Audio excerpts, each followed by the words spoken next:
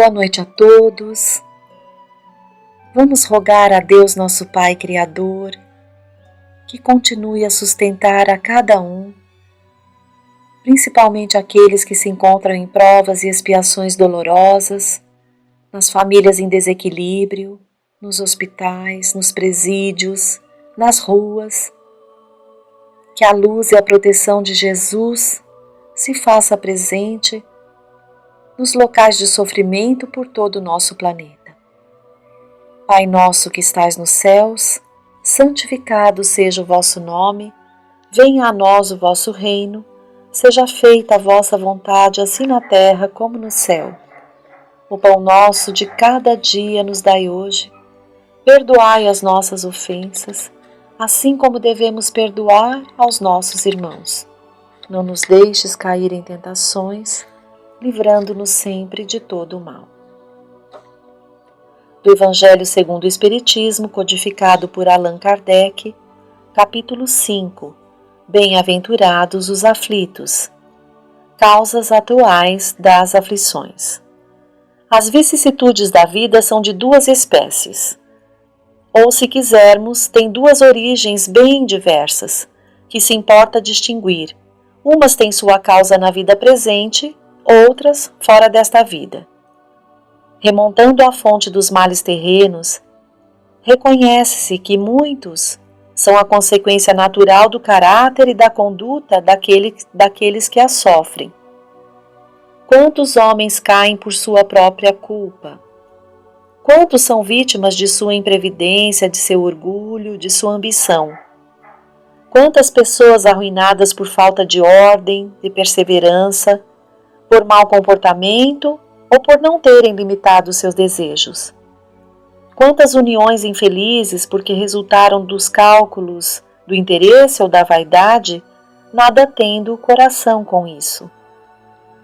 Que de dissensões, de disputas funestas, poderiam ser evitadas com mais moderação e menos suscetibilidade? Quantas doenças e aleijões são o efeito da intemperança e dos excessos de toda ordem? Quantos pais infelizes com os filhos por não terem combatido as suas más tendências desde o princípio?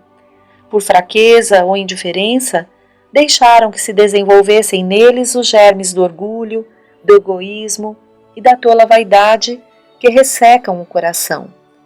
Mais tarde, colhendo o que semearam, admiram-se e afligem-se com a sua falta de respeito e a sua ingratidão.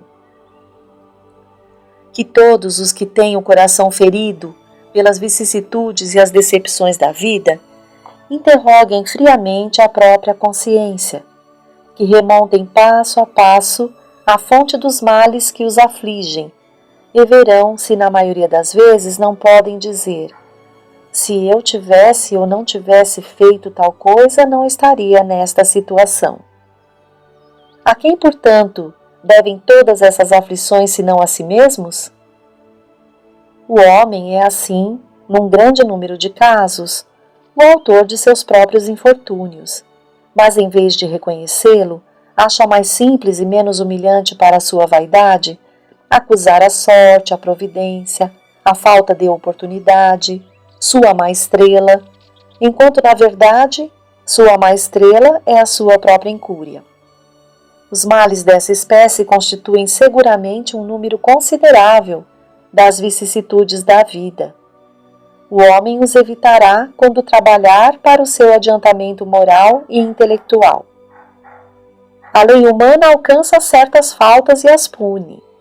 O condenado pode então dizer que sofreu a consequência do que praticou.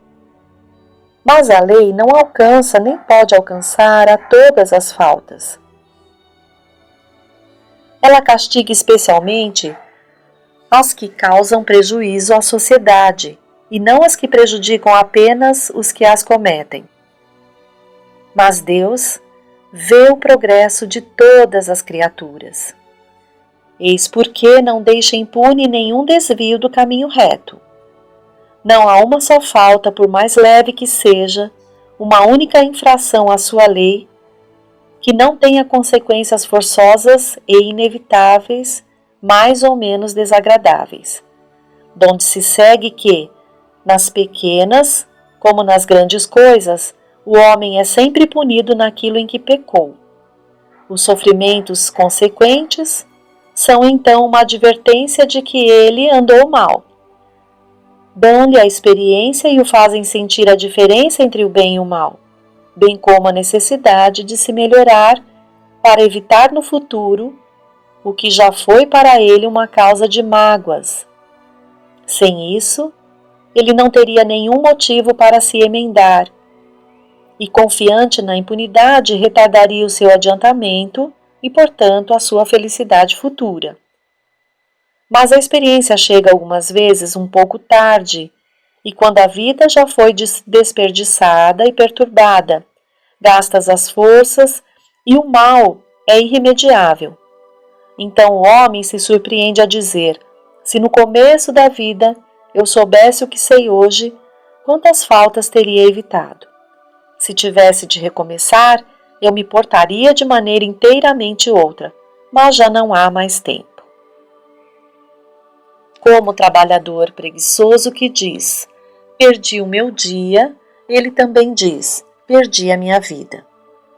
Mas, assim como para o trabalhador, o sol nasce no dia seguinte e começa uma nova jornada em que pode recuperar o tempo perdido, para ele também brilhará o sol de uma nova vida após a noite do túmulo, e na qual poderá aproveitar a experiência do passado e pôr em execução suas boas resoluções para o futuro. Palavras maravilhosas e consoladoras aqui do Evangelho, desse item causas atuais das aflições, e um alerta para nós que estamos encarnados e que a cada dia passamos pela experiência da prova e da expiação, podemos nos sentir exatamente como foi dito aqui, olhar para o passado e perceber, o quanto poderíamos fazer diferente. Mas não podemos nos acorrentar e ficar remoendo, nos culpando, porque assim iríamos nos paralisar.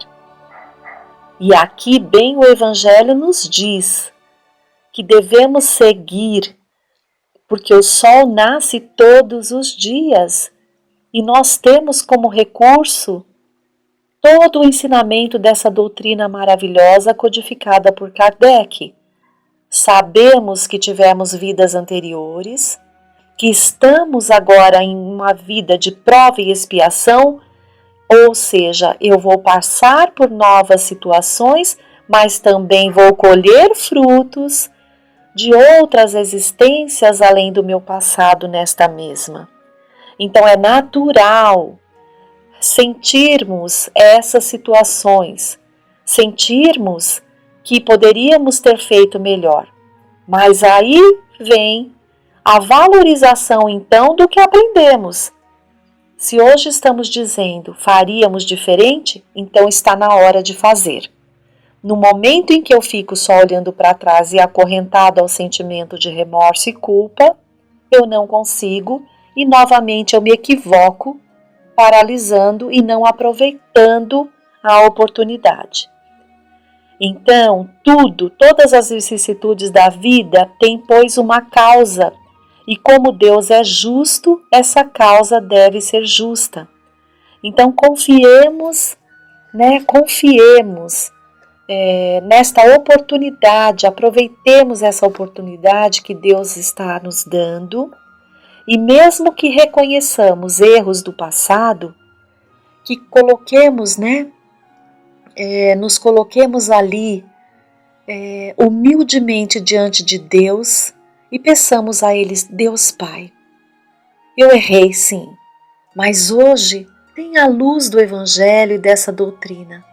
Me ajude a dar passos vacilantes para que no momento em que aprouver eu possa reparar, mas que eu não me comprometa ainda mais, se já sei um pouquinho mais do que sabia antes. Então é muito importante essas palavras. Então vamos compreender as causas atuais das aflições, que não estão presentes muitas vezes nessa vida, são de outras vidas, mas muitas vezes, como nos foi dito aqui, todas essas situações que passamos são por imprevidência nossa, porque trazemos essas mazelas morais aí e de atitudes e passando por situações vamos ali aprendendo. Esse é o objetivo. E vamos ombro a ombro, porque estamos todos nesse aprendizado juntos, certo? Bom, nós vamos elucidar um pouquinho mais essas questões de advertências para nós no dia a dia. Vamos para o livro Estudando o Evangelho de Martins Peralva, capítulo 14, Advertência. Num trechinho aqui, entre aspas, do Evangelho, do Novo Testamento, diz uma frase bem pequena: andai enquanto tendes a luz. Vamos lá, o que diz Martins Peralva. A palavra do Mestre abrange variegadas nuances da experiência humana, compelindo-nos a raciocínios evidentemente simples, porém mais dilatados na esfera do aprendizado para a vida superior. Enquanto andamos no mundo, desfrutamos de excepcionais vantagens que nos enriquecem a marcha redentora. Os pés para a locomoção, os braços e as mãos para o trabalho, a visão física integral, a faculdade de ouvir, falar, sentir, escrever, a saúde do corpo, a razão esclarecida, proporcionando o equilíbrio do binômio alma-corpo. Em torno de nossos passos, infinitas bênçãos se desdobram, fartas e exuberantes, suaves e perfumadas. O encanto das noites enluaradas, a beleza dos céus estrelados, o esplendor da claridade solar, a opulência da natureza com a graça de seus incomparáveis panoramas e o delicado aroma de suas flores, tudo isso constitui bênção em nosso caminho. Chova ou faça sol, dispomos invariavelmente de 24 horas que se repetem na ampulheta do tempo, descortinando cada manhã novas searas, novos recursos educativos na senda do aperfeiçoamento, na senda do progresso, pois não somos órfãos da misericórdia celeste. No esforço de aprimoramento, visto que não somos deserdados da sorte.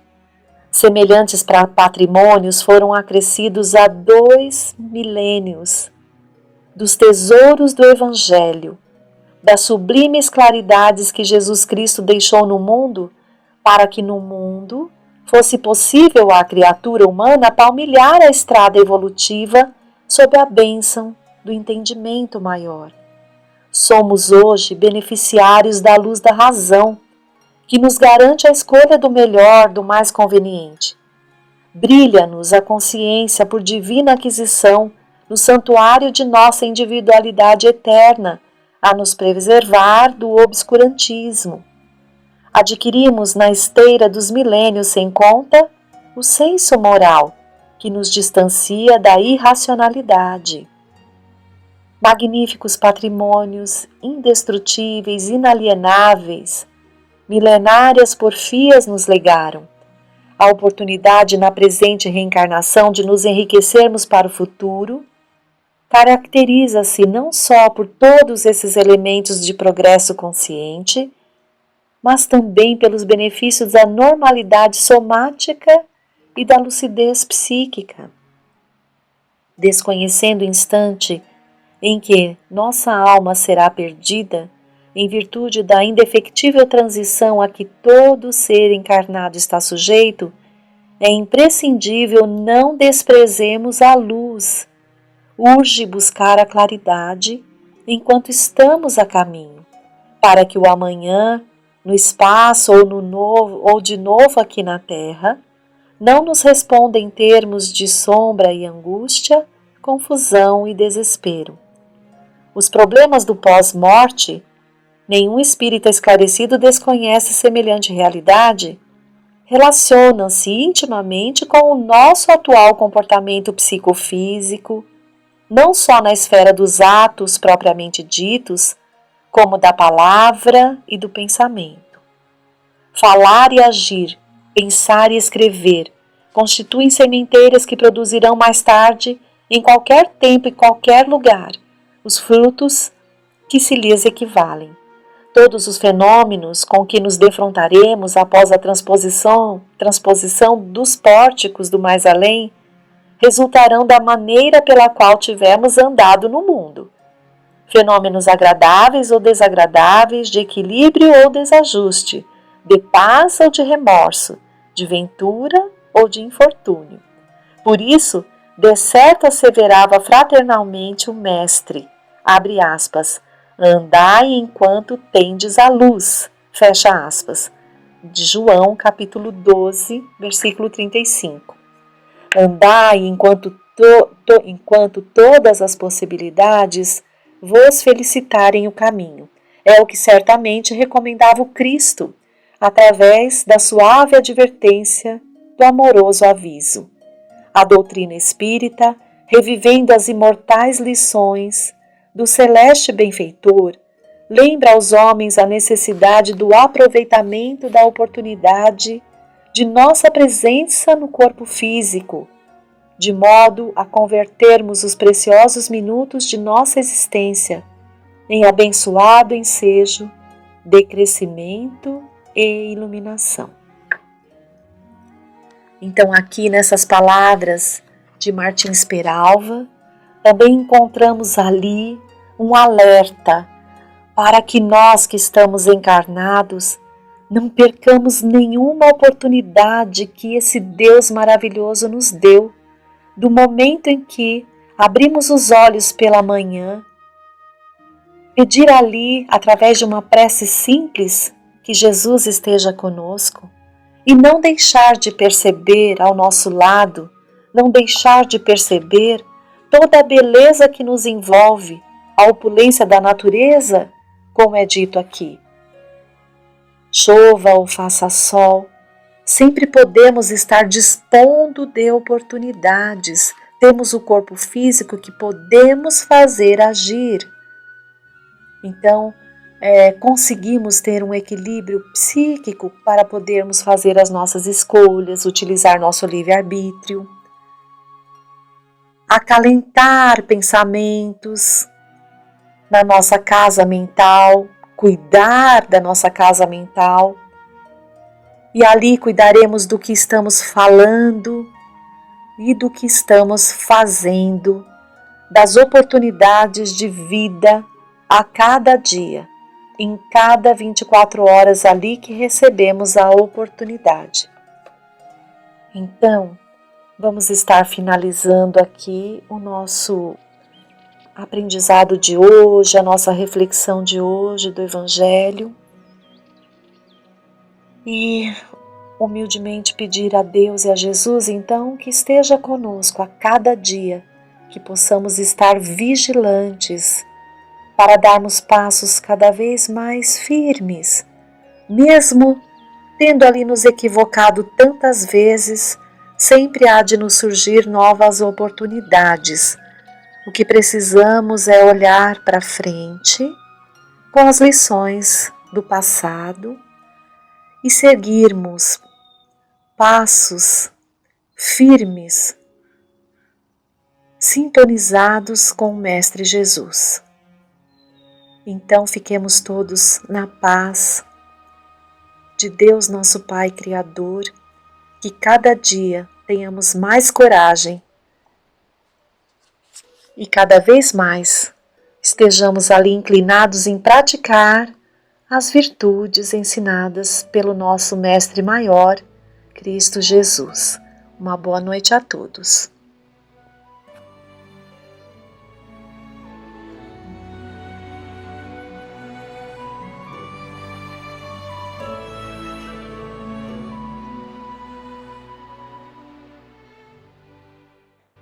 Boas tardes, boas noites. Hoje nós escolhemos um texto do Irmão X relacionando Napoleão e Kardec. Eu primeiro vou ler o texto, depois faremos os comentários para que a gente respeite o limite de horário, né? Porque o assunto é extenso e exige bastante reflexão. Então vamos lá. Logo após o Brumário era um calendário da época, né, que corresponderia a 9 de novembro de 1799. Então, logo após o Brumário, 9 de novembro de 1799, quando Napoleão se fizera o primeiro cônsul da República Francesa, reuniu-se na noite de 31 de dezembro de 1799 o coração da latinidade nas esferas superiores, em grande assembleia de espíritos sábios e benfeitores, para marcarem a entrada significativa do novo século.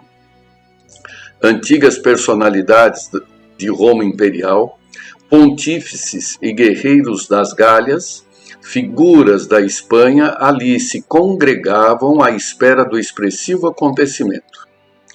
Legiões dos Césares, com seus estandartes, falanges de batalhadores do mundo gaulês e grupo de pioneiros da evolução hispânica, associados e múltiplos representantes das Américas, guardavam linhas simbólicas de posição de destaque.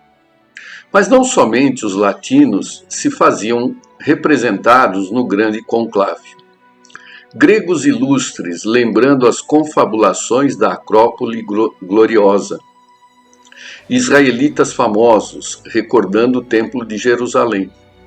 Deputações germânicas, grandes vultos da Inglaterra, sábios chineses, filósofos hindus, teólogos budistas, sacrificadores das divindades olímpias, renomados sacerdotes da Igreja Romana e continuadores de Maomé, ali se mostravam como em vasta convocação de forças da ciência e da cultura da humanidade.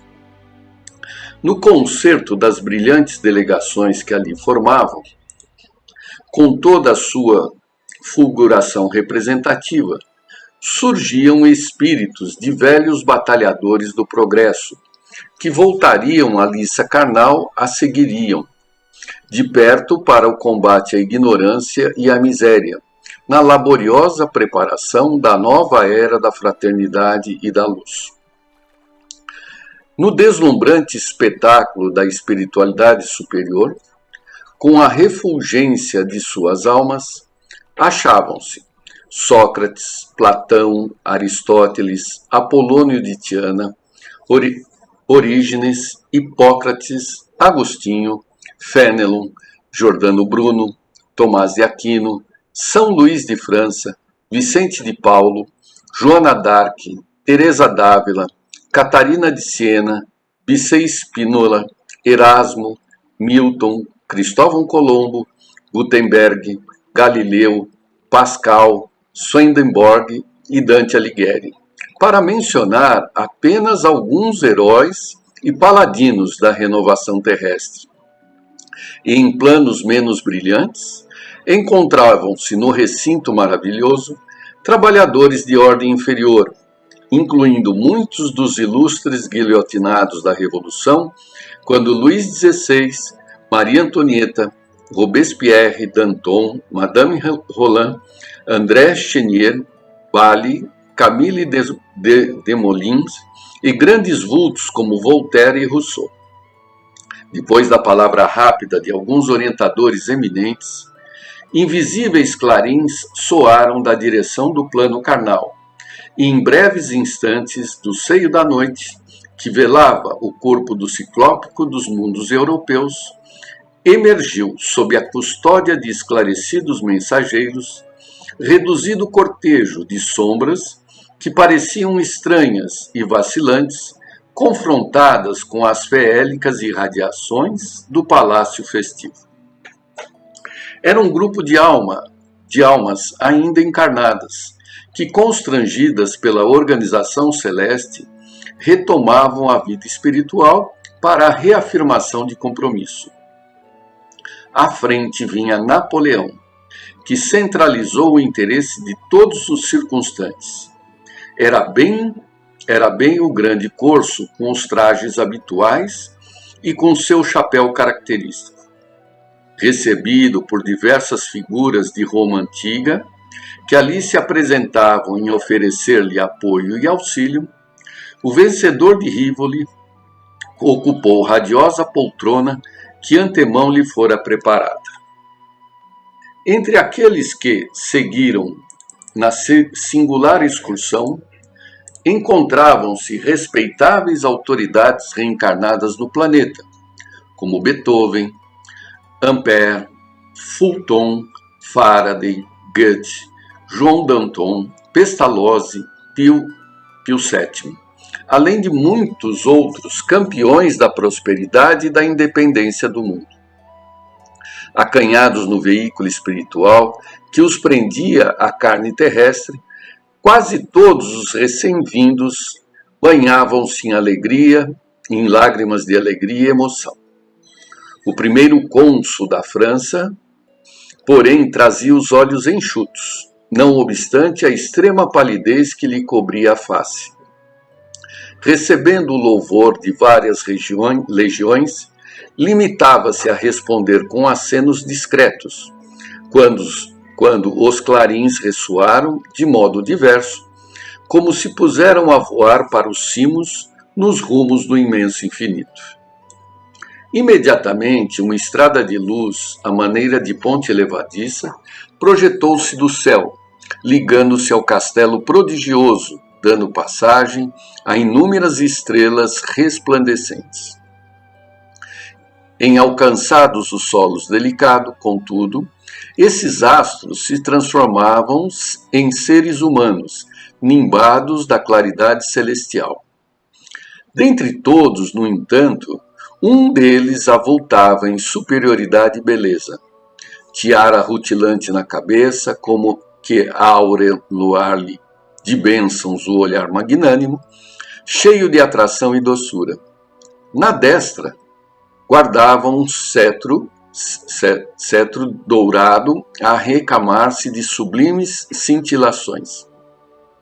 Musicistas invisíveis, através dos zéfiros que passavam apressado, prorromperam num cântico de hosanas, sem palavras articuladas. A multidão mostrou profunda reverência, ajoelhando-se muitos dos sábios e guerreiros, artistas e pensadores, enquanto todos os pendões dos velixiários arriavam silenciosos em sinal de respeito. Foi então que o corso se pôs em lágrimas e, levantando-se, avançou com dificuldades na direção do mensageiro que trazia o báculo de ouro, postando-se genuflexo diante dele.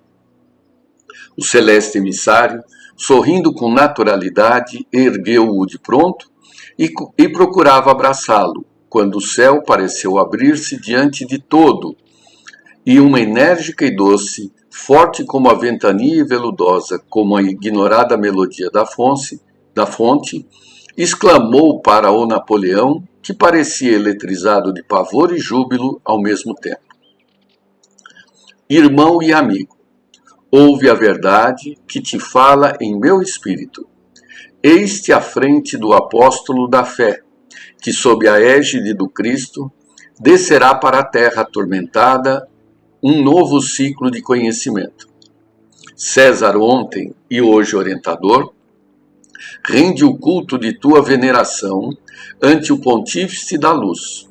Renova perante o Evangelho o compromisso de auxiliar-lhe a obra renascente.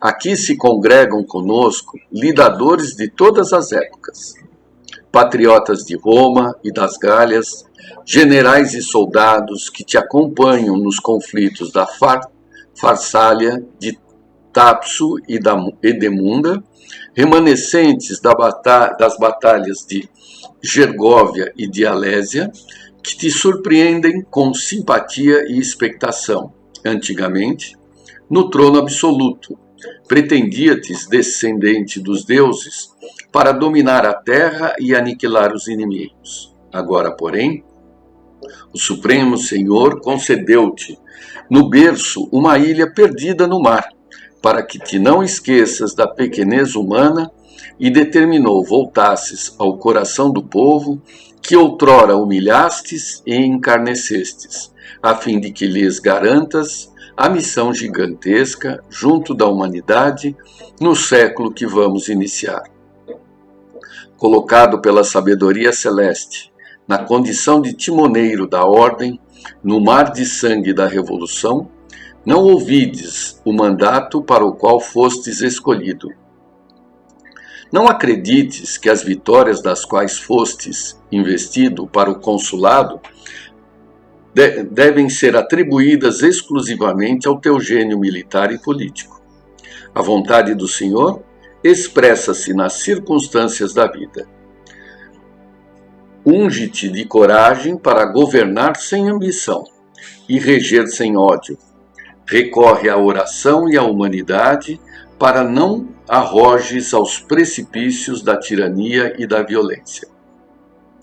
Indicado para consolidar a paz e a segurança necessárias ao êxito do abnegado apóstolo que descortinará a era nova, serás visitado pelas monstruosas tentações do poder. Não te fascines pela vaidade que buscará coroar-te a fronte. Lembra-te de que o sofrimento do povo francês, perseguido pelos flagelos da guerra civil, é o preço da liberdade.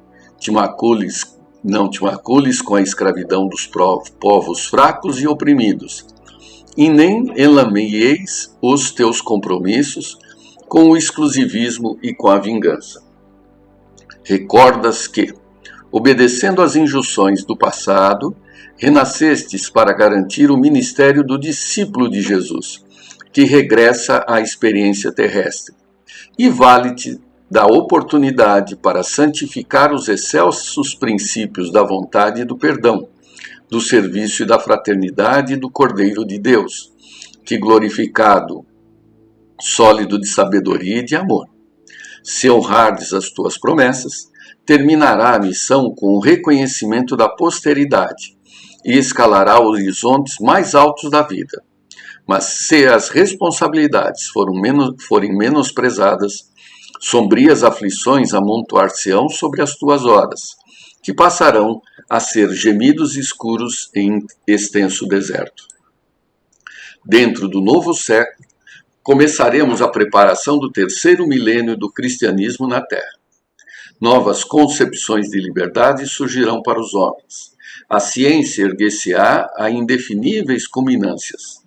As nações cultas abandonarão para sempre o cativeiro e o tráfico de criaturas livres, e a religião desatará os grilhões do pensamento que, até hoje, encarceram as melhores aspirações da alma no inferno sem perdão. Confiamos, pois, ao teu espírito valoroso a governança política dos novos eventos, e que o Senhor te abençoe. Cânticos de alegria e esperança anunciaram nos céus a chegada do século XIX, e enquanto o espírita de verdade, seguido por várias cortes resplandecentes, voltava para o alto, a inovidável assembleia se dissolvia. O apóstolo, que seria Allan Kardec, sustentando Napoleão nos braços, conchegou-o de encontro ao peito e, acompanhando-o bondosamente, até religá-lo ao corpo de carne no próprio leito.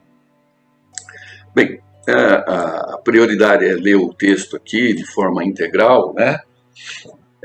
Para abrir alguns comentários. Antes de mais nada, vamos nos contextualizar, né?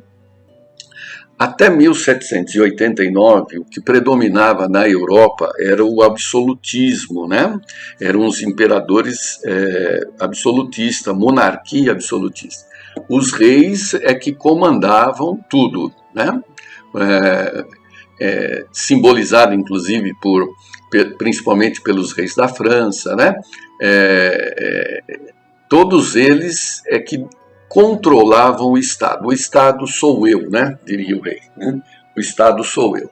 Já com o surgimento dos iluministas, né? São os pensadores, filósofos que foram refletindo sobre todas as relações de poder e criaram condições para que ocorresse a Revolução Francesa, né? A Revolução Francesa, simbolizada pela queda da Bastilha, em 14 de julho de 1789, né? É um símbolo só, né?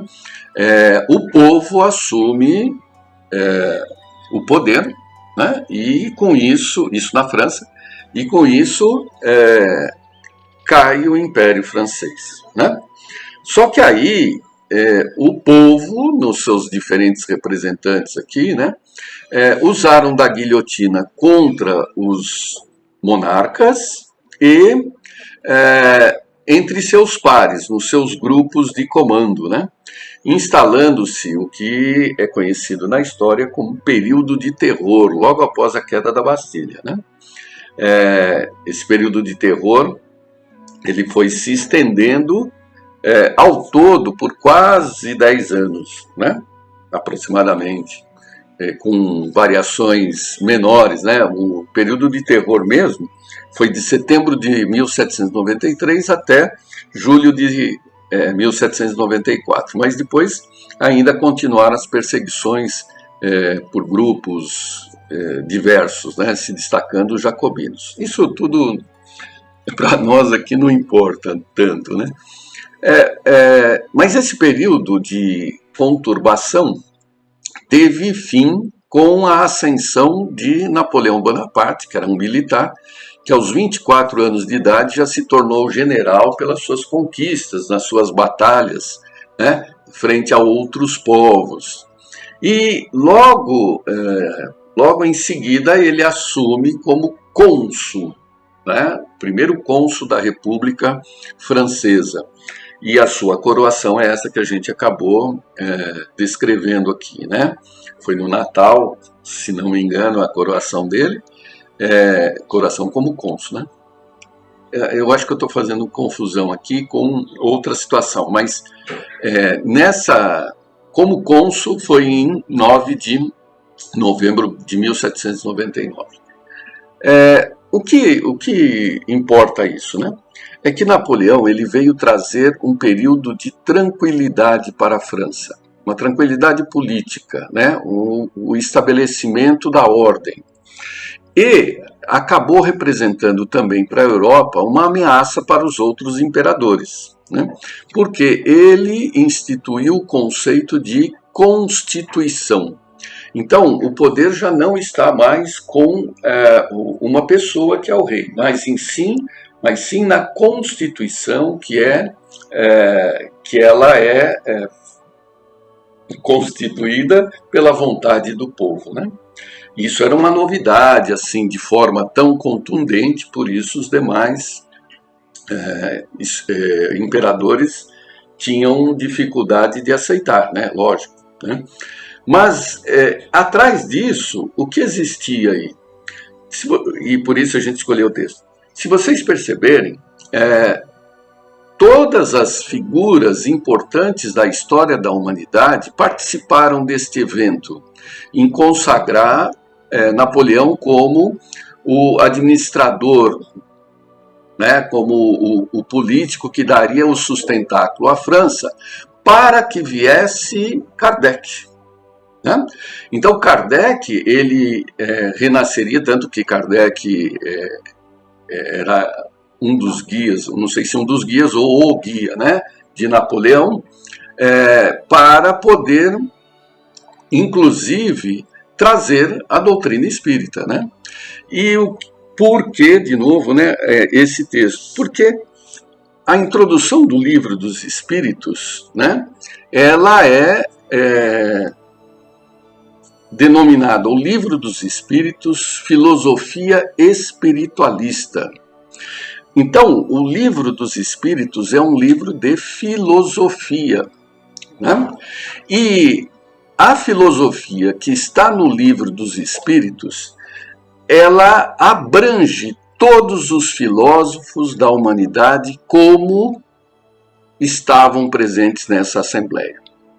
Então, se quisermos entender a filosofia espírita, também temos que perceber que a grande maioria do que a compõe tem a participação dos filósofos anteriores, cada um na sua expressão, mas que denotam todos aqueles que atingiram as verdades relativas puderam participar e trazer através do Livro dos Espíritos, né?